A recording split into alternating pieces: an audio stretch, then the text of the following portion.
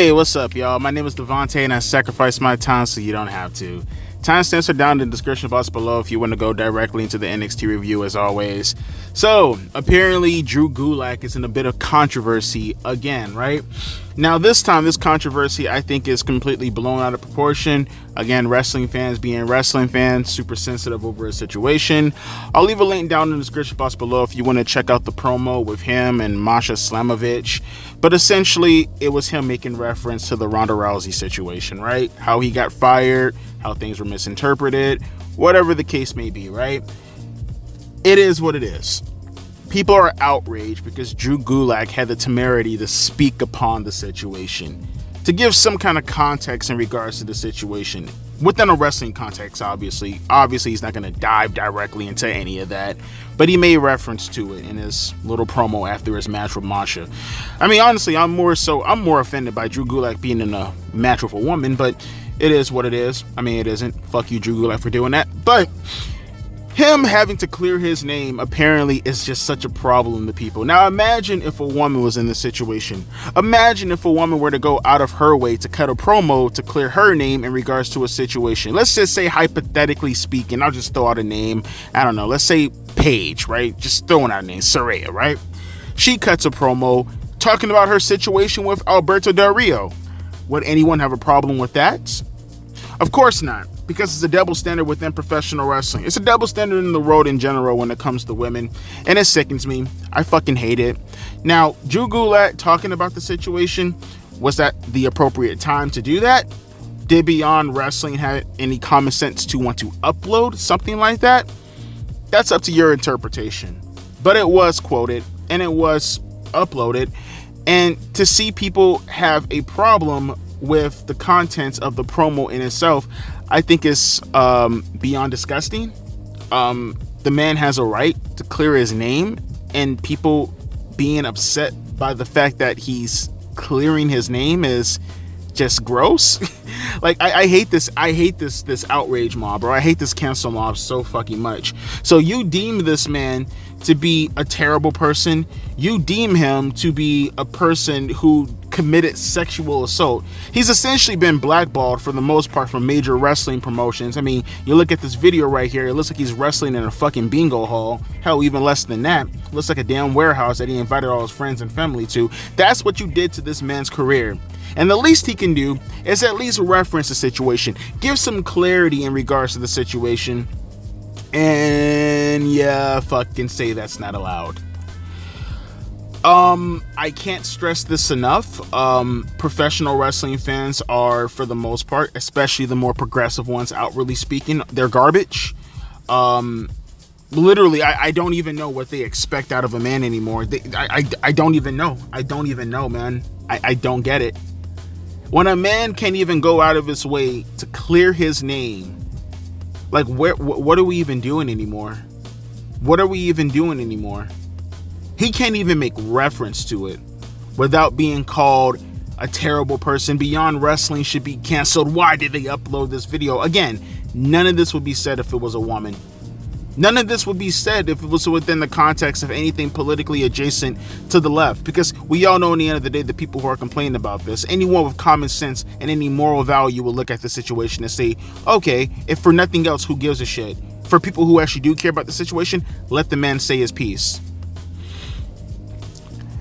I expect nothing out of professional wrestling. I expect no less of professional wrestling nowadays. It is what it is. Check the link down in the description box below if you want to watch the video. Let's get into the NXT review. So a couple of things to go over real quick. Nice little start to AEW. Holy shit. See where my mind is at right now. Nice little start to NXT. I appreciate them kicking it off with the Metaphor versus I guess Damage Control is their name still. Can't tell you how the hell they just went from 4 people. They went from 3 people to 4 people to 5 people to 4 people to 3 people to 2 people. It is what it is, though. The match in itself, it was fine. They were just trying to establish the tag team division for the women's and NXT, kind of spread it across Raw, SmackDown, and NXT. I see what Triple H is trying to do. I understand the disqualification finish with Piper Niven coming out along with Chelsea Green. It made sense. I get what they're trying to do. My only thing is, I will say, and this has nothing to do with NXT in itself. It is kind of, weird and wonky to see that Io Sky, we're in November right now, right?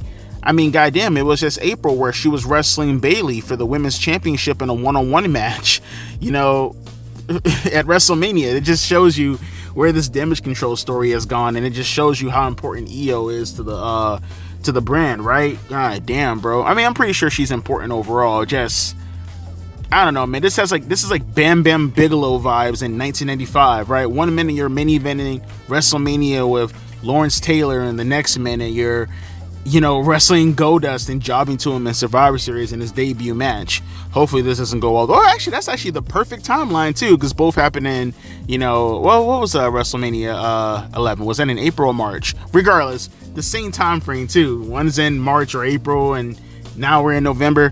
Whatever though. We also had a little bit of a confrontation before with what are their names? OTK or whatever their name is, Out of the Dirt Crew, whatever the fuck their name is. I don't even know the two other guys. I'm too busy looking at Jada Parker's ass. Cheeks. I just want to get up and on them cheeks. On them cheeks. Goddamn. Clap it. Make it clap for me. Make it clap for me.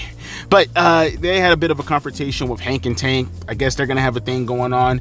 Nice little promotion of the undercard along with the tag team division for the women. You have a match with Tatum Paxley and Jada Parker. Again, I wasn't really paying too much of attention to the match because I was doing something else, but Jada Parker did win the match, and we did have a backstage segment with who was it? I guess they're still doing the whole Brinley Reese love connection thing with her and Ashante the Adonis, and apparently she has a little bit of a people not minding their business. Oh gosh, she's so bad too. So Ruka sticking her nose where it doesn't belong, and apparently they might be having a match later on tonight. And coming up next, we have Oba Femi taking on Luca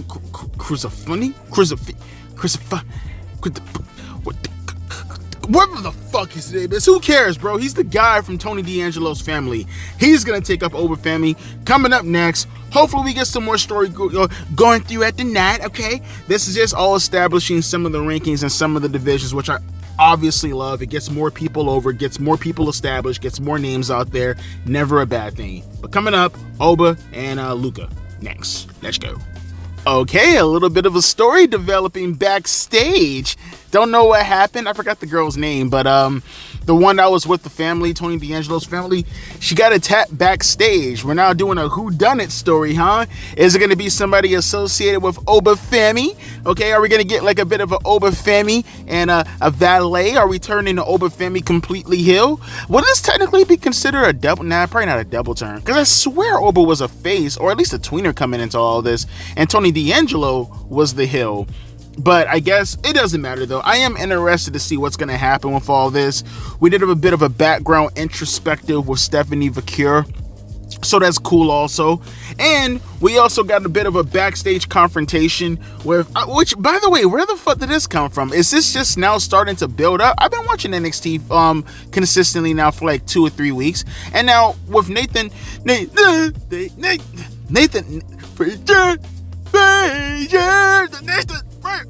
that guy, like, am I twisted? Am I fucked in the head? I could have sworn, when did he started a arc of turning heel? Did it just come out of, like, I know they were doing the whole thing where, like, him and Axiom were kind of like, kind of separating from each other, because Axiom kind of felt like Nathan Frazier was having issues with like conflicting schedules with their tag team matches. Like, that was the whole deal with them, right? Where the fuck did this whole little heel turn come from? Because that's what it seems like. It feels like he's turning heel right now.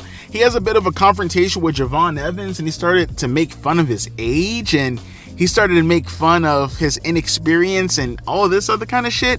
And Javon's like, what the fuck? Like, what the fuck did this come from? And Axiom's like, bro, what the hell? What are you doing right now? Calm that shit down.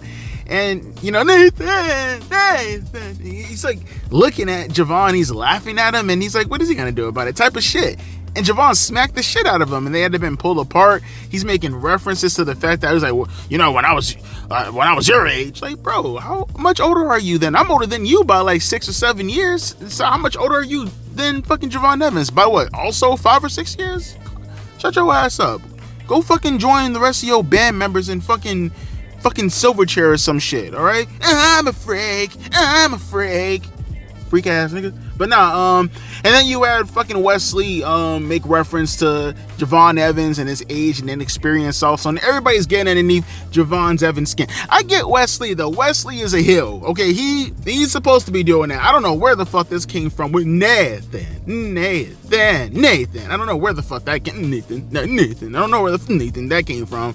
But it is what it is. We'll see how this builds up throughout the night, okay? Coming up next, as I said before, Oba Femi is about to have a bit of a match, okay? He's about to eat all the dunks and all the guts. He's about to eat them with the forks and all the knives and the spoons and the machete as he goes to the Amazon forest, and he's going to find the crocodile, and he's going to break his skull and eat the meat inside the crocodile style also.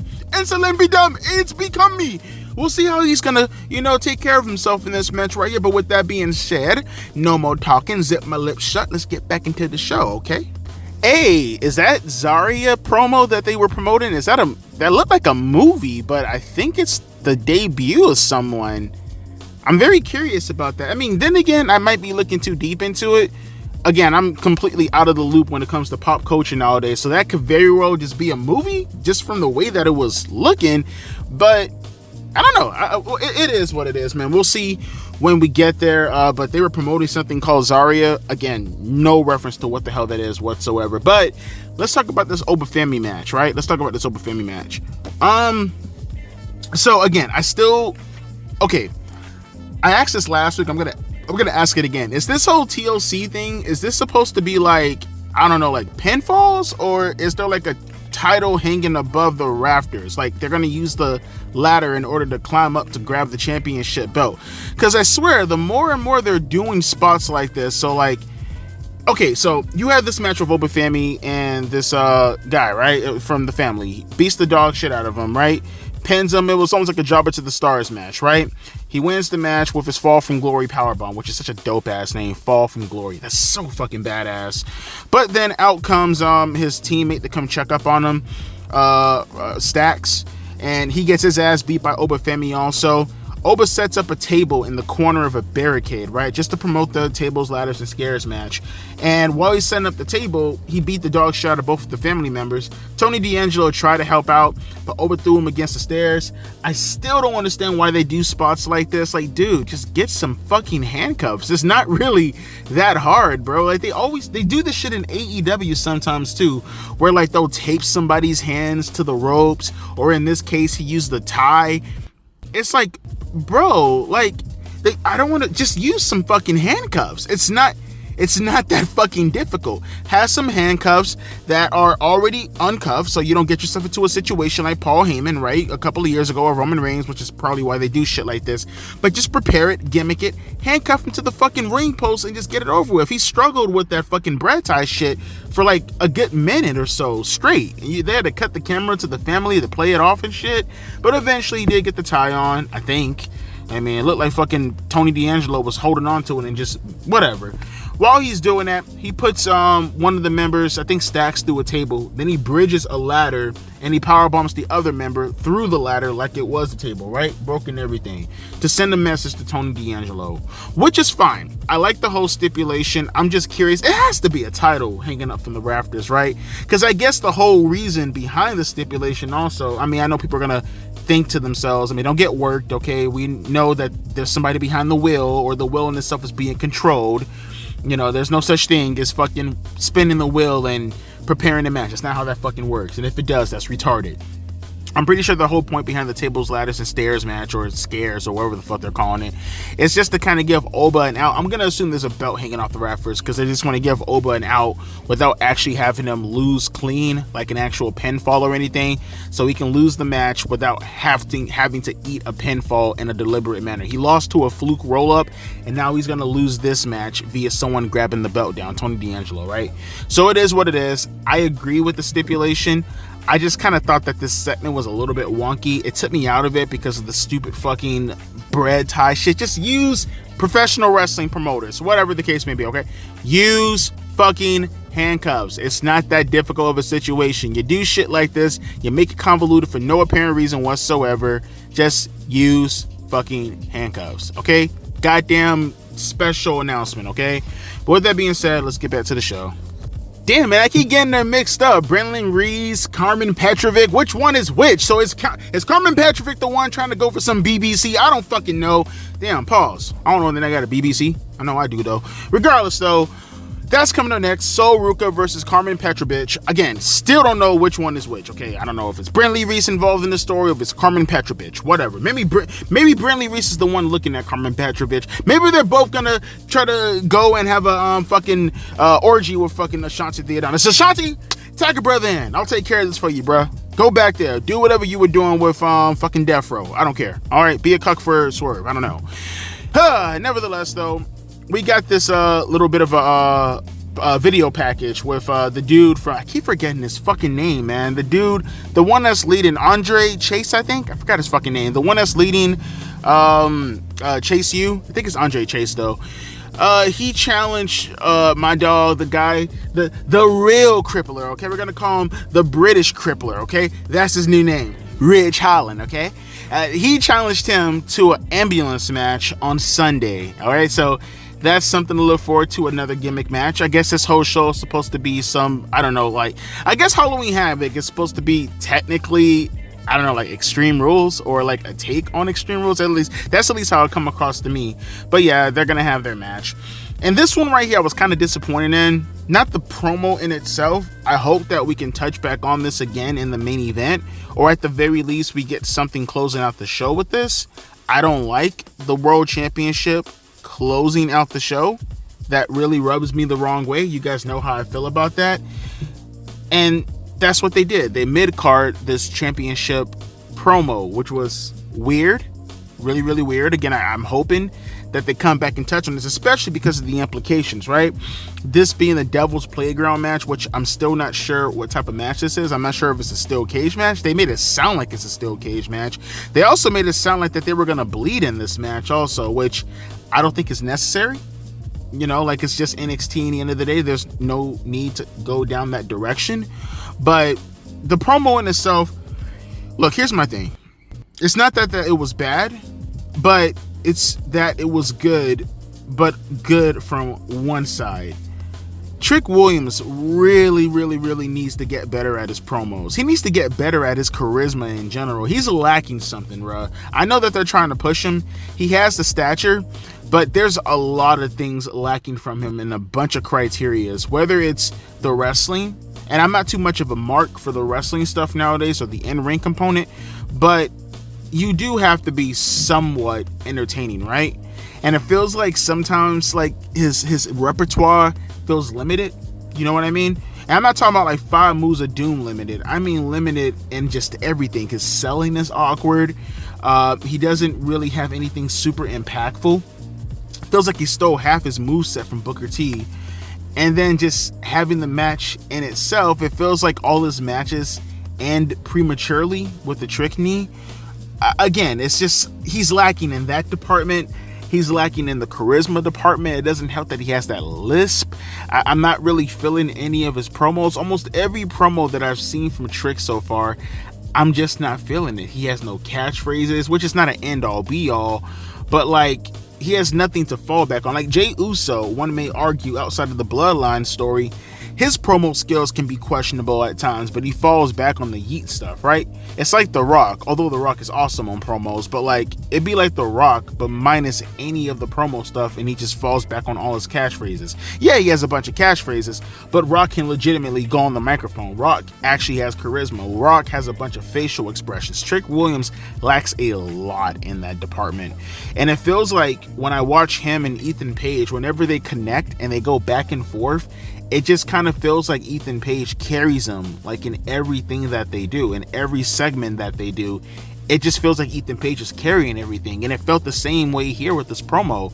You know, had it not been for Ethan Page delivering, talking about how he was desperate, it almost came off like a babyface promo a little tiny bit also, especially seeing Trick Williams with like the egotistical, no pun intended, white coat and fur, looking like he just came straight out of a Dipset video circa 2002 or some shit.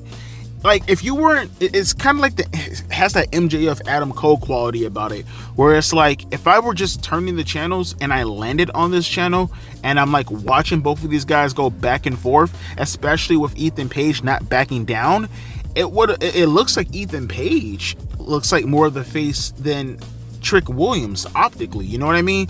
With how Trick Williams is dressing, with how Trick Williams is carrying himself, he's not saying anything, and he's not really putting forth the effort, you know what I mean, to come across as a babyface. It's just really, really strange. Whereas Ethan Page, he's cutting a heel promo, but him harping on his 17 years, talking about his blood, sweat, and tears, talking about how you're looking at a desperate man, and yeah, you call me, I really am desperate. I got a taste. It took me 17 years to get a WWE championship, and I like the taste, and I'm addicted to it. The demeanor, it came off like a guy who was a babyface, really giving you a rah-rah speech. That's what it felt like. You know, it felt like an anti-hero promo to a certain degree. They got to be careful and stuff like that. Shawn has to be very careful and stuff like that. Because you put that kind of momentum behind Ethan Page and people are going to want to cheer him. Because, like, with Trick Williams, it feels like you're just putting him in that spot. You know what I mean? It doesn't really feel like he deserves that spot. It feels like he's just filling a void. Whereas with Ethan Page, it feels like he actually had to work his way to this spot. And again, you're walking on thin ice doing stuff like that, is what I'm saying. Just be really careful with how you do. Then you had Trick Williams in the promo with dropping the microphone and then turning his back in the manner of how he turned his back, and Ethan Page is just standing there and he's not attacking him. It looks like Ethan Page is the babyface in all of this. It really, really does. Again, if I were just turning the channels, or I just came out of a coma and started watching NXT for the first time, I would have thought Ethan was the babyface. But nevertheless, though, again, there was a bunch of things wrong with this promo that I wasn't feeling, and the fact that it didn't main event also just kind of brings it on home. Again, you got to do something with them. You got to make up for this in the end of the show. I hope that they do that. I don't think they're going to do that. I have no confidence in them doing that. But nevertheless, though, we got Sol Ruka taking on Carmen Petrovich. So let's get to that. There's an epidemic affecting thousands of young Canadians, a condition scientists are calling the Munchies. I'm World Wrestling Federation superstar Chris Jericho, and I've joined forces with Taco Bell to fight this hunger. You can join our tag team. By making a donation of only $3.99, you'll receive 3 Taco Supremes and a drink. Act now, and together we can help young people like Todd pummel the Munchies. That's actually really interesting. I like that story a lot. Huh. You just had, because they're going to have a Heritage Cup match coming up next week, right? With William Regal's kid taking on Lexis King. I like that. How Lexis King came inside the locker room and he was talking to Ava, and he was asking, like, bro, like, no one, because he was going around earlier asking people to be in his corner for his Heritage Cup match, but no one wanted to do it. And he asked Ava, like, can you just appoint someone? Like, help me out. Like, I don't have anyone to help me out. No one trusts me. And I was like, oh, you want someone to trust you? Regardless, I can't do that. I can't just give somebody you. And he's like, yeah, of course you can't do that. Of course, because everybody thinks that I'm just like him, referencing Brian Pillman, his dad. And he was like, you wouldn't understand. Everybody likes you guys, referencing to the Anawai family. And then he walks out. I'm very interested in that, man. He looks really depressed, and you know, again, I like that. I like that a lot. I want to see where that goes. But going back a little bit, we did have the match with Sol Ruka taking on Carmen Petrovich. She got distracted by crowd chants, essentially. And honestly, with Sol Ruka, I mean, outside of the fact that I really want to fuck the shit out of her, I just come to her matches, there we go, to see her finisher. Honestly, I mean, she's a great athlete, don't get it twisted, but she has the best finisher in professional wrestling. That fucking soul snatcher, or whatever the fuck she calls it, soul taker or whatever, that shit is so fucking dope. I still like that. And I like the fact that, because I remember when I seen that move for the first time, and I was saying, damn, the move in itself looks really dope, but like, how compatible is it going to be with everybody else? And like, how do you hit the move suddenly? You know what I mean? You always want your finisher to have a good setup, and she does it from pretty much anywhere. It could be from the corner, like tonight, she springboards with it. She'll do it off the ladder, springboarding off the reins of it. I like it. I like it a lot. And she did it in this match. She ended up winning the match and continuing her momentum.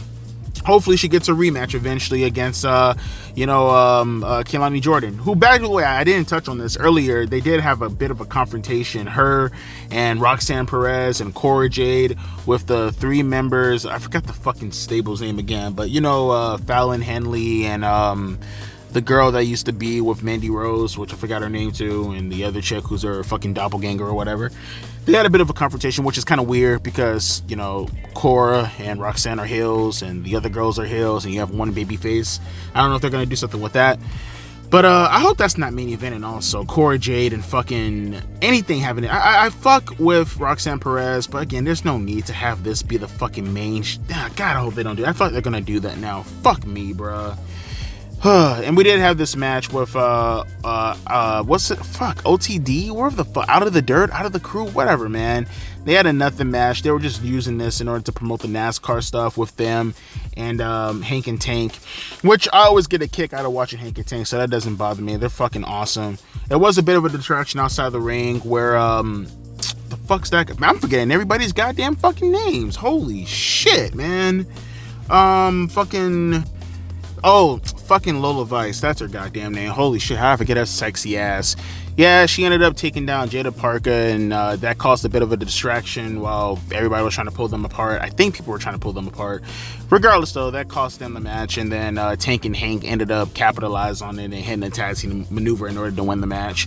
Then they brought the NASCAR guy inside the ring, and Lola Vice was in the ring, and they did the fucking Rikishi Too Cool spot and started dancing and twerking and shit like that. I don't want to see those guys twerk. Show me more Lola Vice twerking, and then we're good.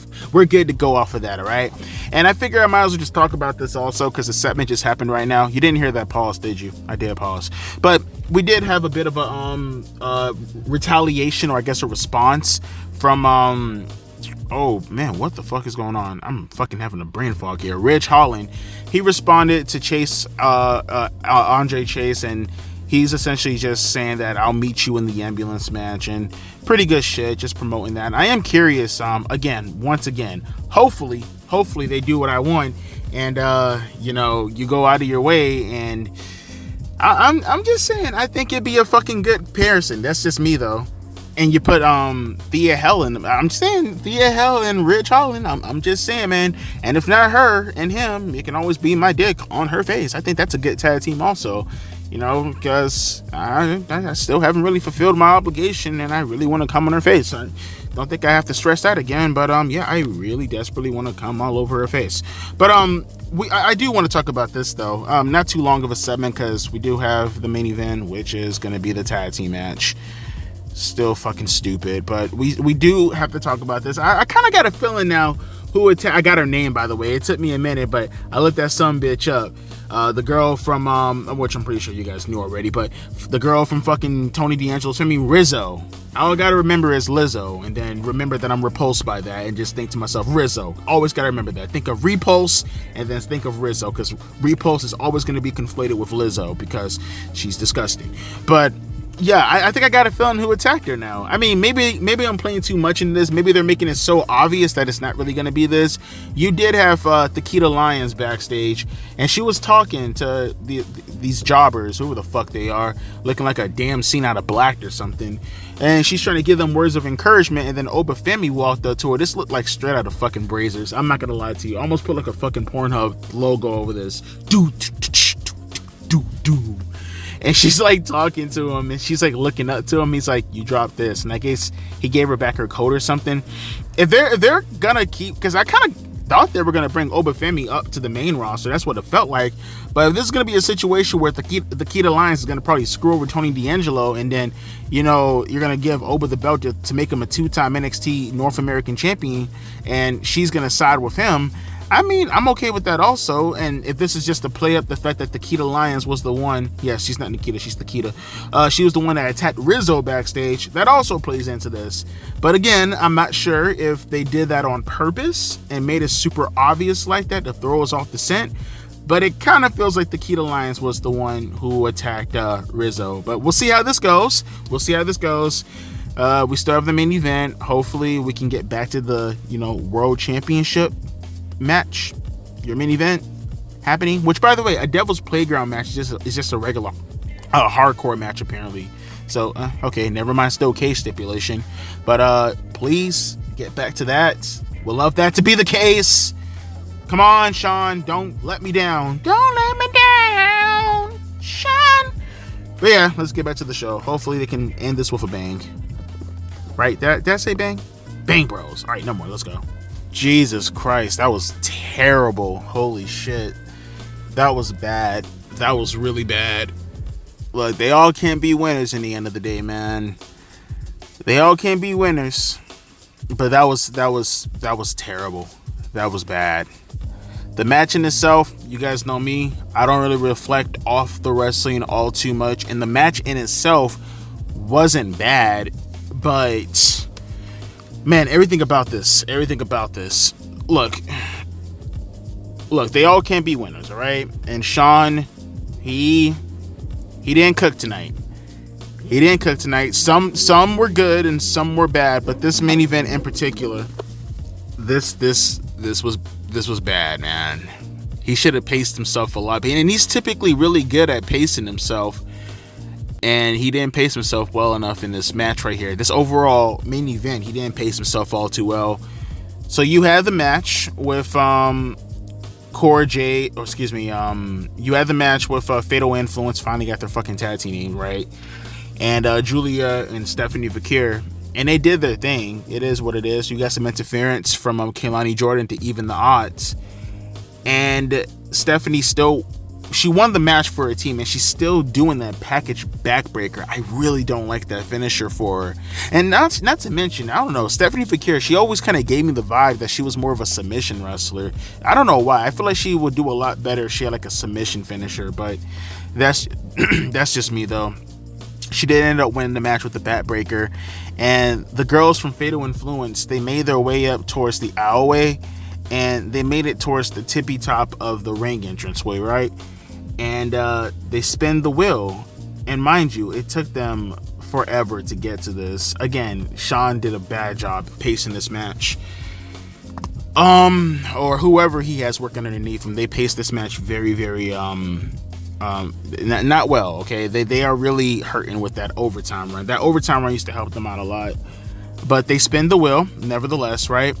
And they landed on Spinner's Choice. And they tried their best to rush this as much as possible, man. They tried to fast forward through this promo. They really, really rushed it. But I guess that wasn't a movie after all, man. That Zara chick, or whatever her name is, she made her way. Like, they spin the wheel, Zara, whatever the fuck her name is. She made her entrance. You guys can clue me in on who she is, because I honestly have no clue who she is. I have no reference to her. She looks like she knows how to wrestle. She looks really, really cool. I don't know, with that makeup and the way she's standing and shit like that, she looks like that girl, the fucking what's it called, the Bad Faith Bad Take, the one with the meme dancing, Bad Kiss, Bad whatever, the girl with the weird makeup on her face, and she's like, the starlets, the 21-year-old, she did all the kid content, and now all of a sudden she's like this fucking edgy girl now, whatever the fucking name is. She had like the cringe dance from earlier this year. New Miley Cyrus 2.0. She looks like her a little tiny bit, but maybe that just could be from the way she was standing in the fog and shit like that, and maybe I didn't get a clear enough picture of how she looked like from the vignette and the promo package. But before I can even get an introduction to who she is, you had the commentator, he goes, she's here, and then it cuts off and goes straight to the news, and it's like, I didn't even, and that's a problem. For people like me, that's kind of the same situation I have with AEW. Now, granted, with WWE, they at least gave you a promo package to introduce her, but maybe this is something that you should have had in the beginning of the show. Maybe this is something you should have done in the middle of the card, and instead, you did it in the end of the show, and I don't really see what's so great about her. You know what I mean? I'm pretty sure I can look this up, no different than any of the AEW stuff, but just like I have the same problem with AEW, the same problem can be said here.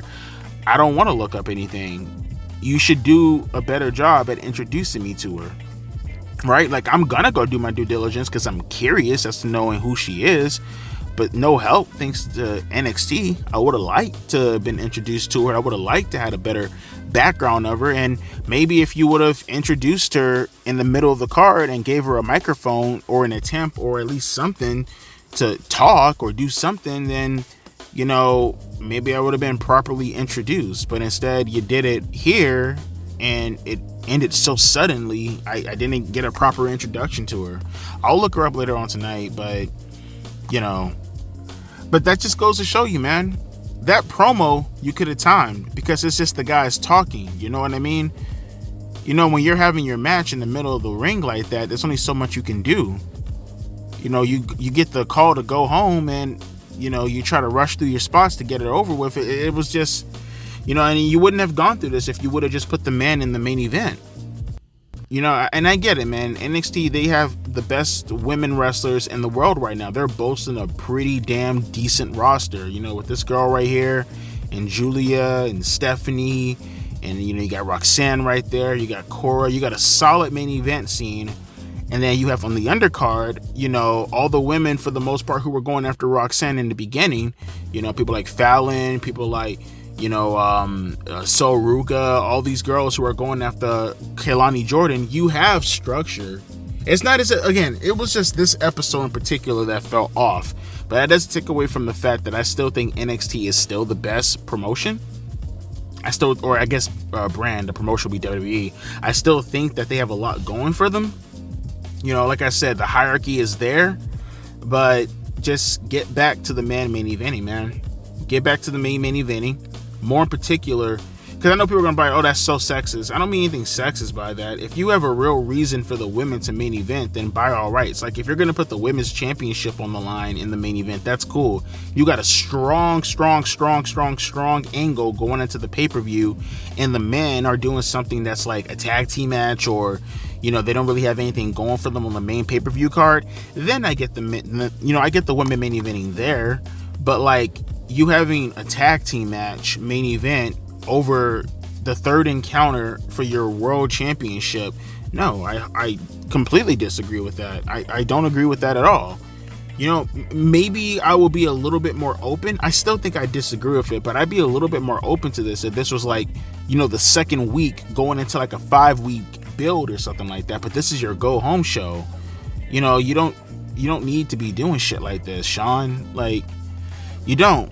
I would have much preferred seeing Trick Williams and Ethan Page beating the shit out of each other throughout the night. I would have preferred to see them close out the show and have a big brawl promoting their Devil's Playground match for the NXT World Championship. This girl here, maybe she's really good, but I don't think she's good enough to curtail how I feel about them closing out the show when you got your world championship right there. And it's just I get the emphasis put on the women. I understand that. But like I said, if there's no legitimate, insane reason or reasoning that's going on within the women to promote, to have something structured going into the pay-per-view, then you should never do shit like this. It's a tag team match. I get it. Julia's really popular. I get it. Stephanie Vakir is really popular. I guess the Zara girl, I guess she's really popular, but that shouldn't usurp your world championship. I'm sorry. People can play politics as much as they want. This is professional wrestling in the end of the day, and you shouldn't be doing shit like that. And the proof is in the pudding, because if Trick and Ethan would have went out there and they would have cut a promo and had a pull-apart brawl, that would have been something a hell of a lot more controlled and more easier to manipulate than what we had here. This should have opened, or this should have been in the middle of the card. But in this spot right here, nah, this wasn't it. The overall show was very mixed. I would definitely say more positive than bad, but that was not a good main event, and that was not a good closing segment. But let me know your thoughts down in the comment section below. Do you see where I'm coming from? Again, I'll give NXT a pass because they're not used to having what I would call bad or mixed shows, so I'll give them a pass on this week.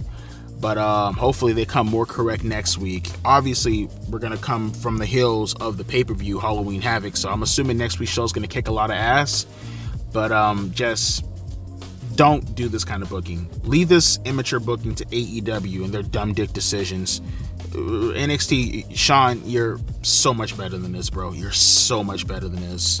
But like I said, let me know your thoughts down in the comment section below. As always, my name is Devontae, and I'll be catching you guys later. Deuces, P. Ice.